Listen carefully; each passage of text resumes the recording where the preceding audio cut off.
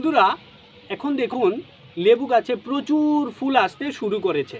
এই সময় আমরা অনেক ধরনের পরিচর্যা করি, কিন্তু একটি পরিচর্যা যদি মিস হয়ে যায় তাহলে এই ফুলগুলা অটোমেটিকলি ঝরে যাবে।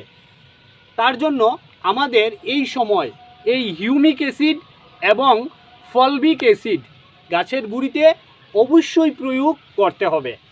হিউমিক অ্যাসিডের কাজ কি? এই ফুল থেকে গুটি সেট হতে সাহায্য করবে।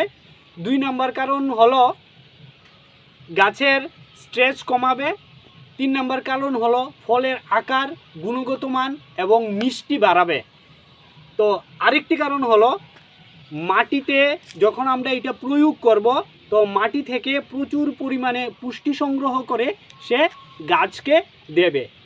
তো এই প্রধান কারণ হলো হিউমিক অ্যাসিড এবং ফলবিক অ্যাসিডের ব্যবহারের ফলে।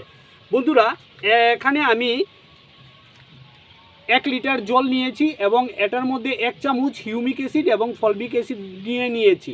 এটা আমি গাছের গুঁড়ির মধ্যে দিয়ে দেব।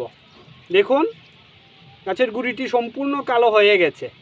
তো এই হিউমিক অ্যাসিড এবং ফলবিক অ্যাসিড ব্যবহারের ফলে গাছ প্রচুর পরিমাণে পুষ্টি পাবে এবং ফুল থেকে গুটি সেট হতেও সাহায্য করবে।